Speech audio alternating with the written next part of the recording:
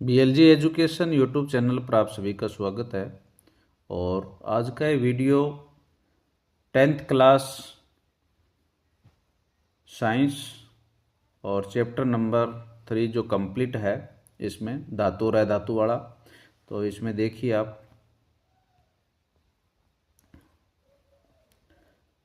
भौतिक गुण धातु और अधातु के। देखिए धातु क्या होता है। धातुएं अपने शुद्ध रूप में चमकदार, कठोर और मजबूत होती हैं।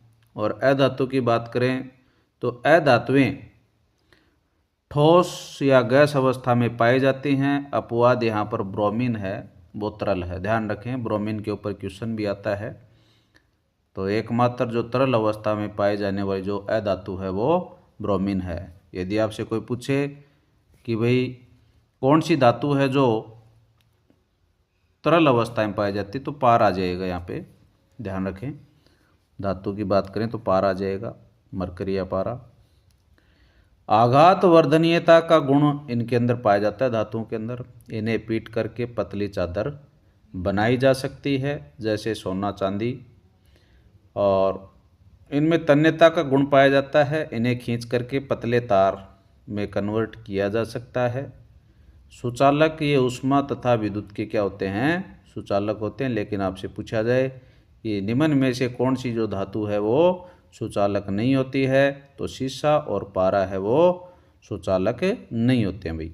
ध्वनिक जो गुण है वो देखिए, कठोर सतह से टकराने पर आवाज़ उत्पन्न करती हैं धातुएं। अधातु की बात करें तो भंगुरता, पीटने पर ये टुकड़ों में टूट जाती हैं, चादर इनसे नहीं बनती है।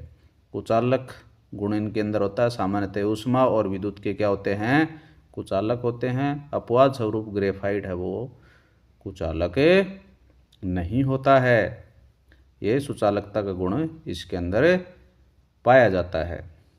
चमकहीन, इनमें धात्विक चमक नहीं होती है। अपवाद स्वरूप ध्यान रखें, आयोडीन है वो चमकीला होता है। तो अपवाद के ऊपर क्वेश्चन कई बार छोटे बन जाते हैं, तो आप विशेष तौर पे इनका ध्यान रखें।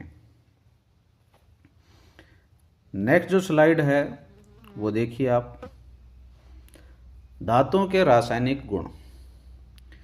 तो वायु के अंदर क्या होती है, ऑक्सीजन के साथ अभिक्रिया। तो धातुएं ऑक्सीजन के साथ मिलकर के धातु ऑक्साइड बनाती हैं। यहाँ पर देखो कॉपर है वो ऑक्सीजन के साथ में क्रिया करके कॉपर ऑक्साइड बना रहा है।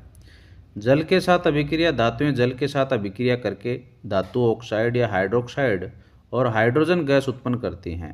सोडियम ठंडे जल के साथ तेजी से अभिक्रिया करता है। तो ये सोडियम वाली बात भी आपको ध्यान रखनी है कि ठंडे जल के साथ में तेजी से अभिक्रिया कौन सा धातु करता है। अम्लों के साथ अभिक्रिया की बात करें तो धातुएं तनु अम्ल के साथ अभिक्रिया करके लवण और हाइड्रोजन गैस प्रदान करती हैं। उदाहरण के लिए मैग्नीशियम है वो हाइड्रोक्लोरिक अम्ल के साथ में क्रिया करके मैग्नीशियम क्लोराइड और हाइड्रोजन गैस उत्पन्न करता है।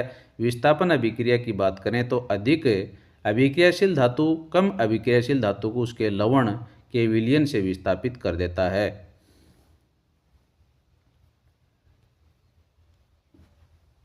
तो सक्रियता श्रेणी देखिए आप, धातुओं की क्रियाशीलता का क्रम।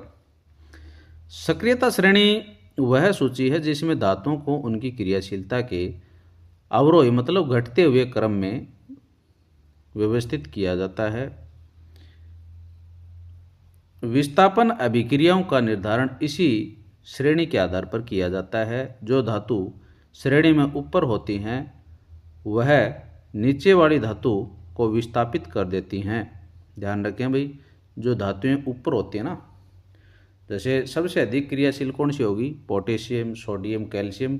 और सबसे कम क्रियाशील कौन सी है, Au, Ag और Pt।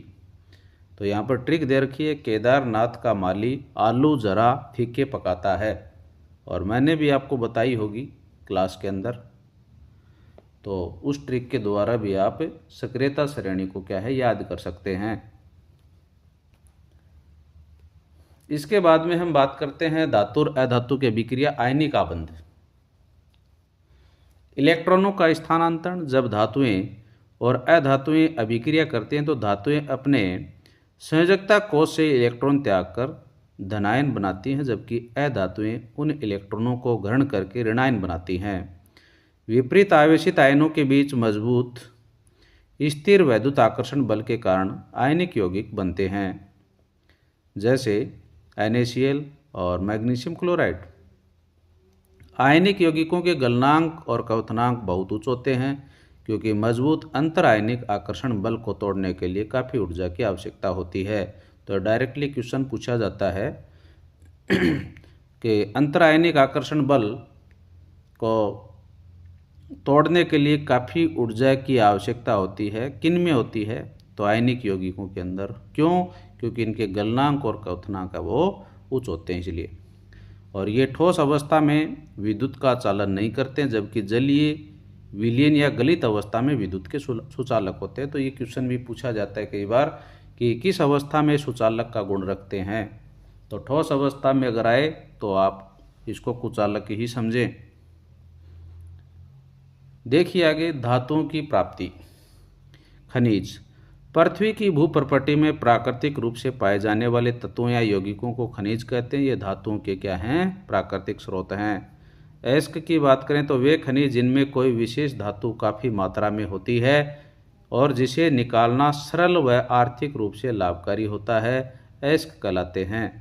गैंग की बात करें तो पृथ्वी से निकाले गए अयस्कों में मिट्टी, रेत, कंकड़ आदि जैसी अशुद्धियाँ पाई जाती हैं। अयस्क में मौजूद इन अशुद्धियों को गैंग कहते हैं। इसके बाद में अयस्कों से धातुओं का निष्कर्षण। वर्जन की बात करें तो सल्फाइड अयस्क को वायु की उपस्थिति में अधिक ताप पर गर्म करके ऑक्साइड में बदलना वर्जन कहलाता है। निस्तापन की बात करें तो कार्बोनेट अयस्क को सीमित वायु में अधिक ताप पर गर्म करके ऑक्साइड में परिवर्तित करना निस्तापन कहलाता है। तो ये वेरी इंपॉर्टेंट है वर्जन और निस्तापन में। राजस्थान बोर्ड एग्जाम में कई बार क्वेश्चन आता है, इसको ध्यान से पढ़ें आप। परिष्करण की बात करें तो अपचयन से प्राप्त अशुद्ध धातु को शुद्ध करने की प्रक्रिया परिष्करण कहलाती है। उदाहरण के लिए विद्युत अपघटनीय परिष्करण। तो यहाँ पर देख सकते हैं एनोड और कैथोड, यहाँ पे विद्युत से इसमें बैटरी से इसको जोड़ा गया है। तो यहाँ पे आयनों का क्या हो रहा है, इधर से उधर, यहाँ पर देख सकते हैं आप। तो अशुद्ध धातुओं को शुद्ध करने के लिए ये विधि है वो काम में ली जाती है। इसके बाद में हम बात करते हैं संक्षारण की। धातुओं का क्षरण कैसे होता है? लंबे समय तक आर्द्र वायु मतलब नमी और ऑक्सीजन के संपर्क में रहने पर धातुओं की सतह धीरे धीरे खराब होने लगती है। इस प्रक्रिया को हम संक्षारण कहते हैं। लोहे पर जंग। तो नमी युक्त वायु में लोहे पर भूरे रंग की परतें चढ़ जाती है। चांदी का काला पड़ना। हवा में मौजूद सल्फर से अभिक्रिया कर सिल्वर सल्फाइड की परतें बनती है। तांबे पर हरी परत आर्द्र कार्बन डाइऑक्साइड से अभिक्रिया कर कॉपर कार्बोनेट की परतें बनती है। संक्षारण से बचाव हम कैसे करते हैं? देखिए, पेंटिंग या तेल लगाना। धातु की सतह पर पेंट, तेल या ग्रीस लगाकर उसे वायु और नमी के सीधे संपर्क से बचाया जा सकता है, जिससे जंग लगने की प्रक्रिया रुक जाती है। यशद लेपन। लोहे और इस्पात को जंग से सुरक्षित करने के लिए या रखने के लिए उन पर जस्ते की पतली परत चढ़ाने की विधि को यशद लेपन कहते हैं। जिंक लोहे से अधिक क्रियाशील होता है। मिश्र धातु की बात करें तो दो या दो से अधिक धातुओं के समांगी मिश्रण को हम मिश्र धातु कहते हैं। इससे धातुओं के गुण बेहतर हो जाते हैं। उदाहरण के लिए लोहे में क्रोमियम मिला करके स्टेनलेस स्टील बनाना। इसके साथ में ये आपका जो चैप्टर है वो समाप्त होता है। धन्यवाद।